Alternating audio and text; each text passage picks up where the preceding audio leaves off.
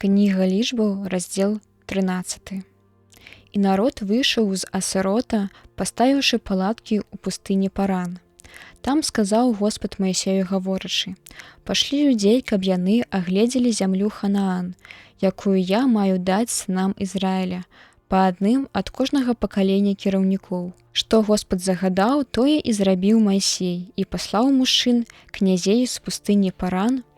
Вось імёны іх: з пакалення Рубена – Самуа, сын Закхура, з пакалення Сімеона – Сафата, сына Горы, з пакалення Юды – Каліба, сына Ефоны, з пакалення Ісахара – Ігал, сына Язэпа, з пакалення Ефраіма – Осію, сына Нуна, з пакалення Беньяміна – Пальці, сына Рефу, з пакалення Забулона – Гадеэля, сына Содзі, з пакалення Язэпа – пакалення Манасы, Гадзі, сына Сусі, з пакалення Даны – Аміэля, сына Гемалі, з пакалення Асера – Стура, сына Міхаэля, з пакалення Нефталі – Нагабі, сына Вафсі, з пакалення Гада – Гуэля, сына Махі. Гэта вось імёны мужчын, якіх паслаў Маісей для выведвання зямлі.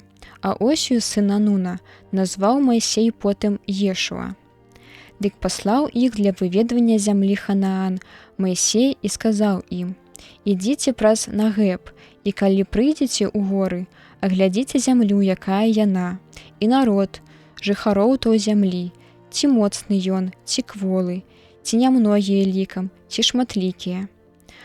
А сама зямля, ці добрая, ці ліхая, якія гарады, ці абмураваныя, ці без муроў, ці глеба ўрадлівая, ці пустая, лясістая, ці без дрэў. Будзьце адважнымі і прынясіце нам пладоў той зямлі».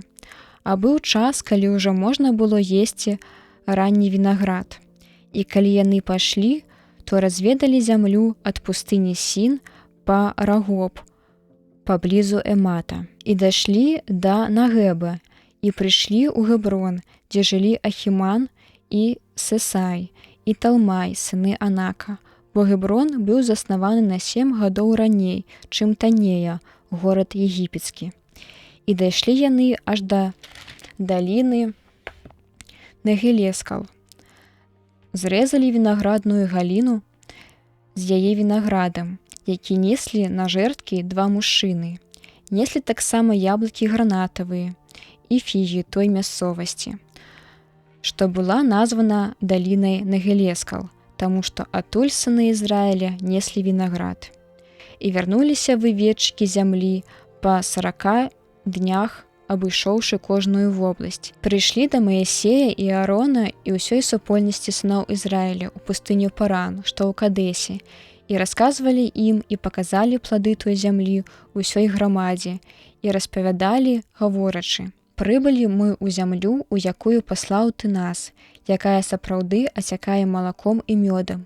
Як можна пераканацца ў гэтых пладоў? Але жыхароў яна мае найдужэйшых, і гарады вялікія і абмураваныя. Бачылі мы там род Анака. Амалекцы жывуць у Нагэбе, Хетэі і Вусеі і Амарэі ў гарах, а Хананеі жывуць каля мора і на берагах Ярдана». Між тым Калеб, супакойваючы абурэнне народа супраць Маісея, казаў: «Пойдзем і здабудзем зямлю, бо мы зможам авалодаць ёю».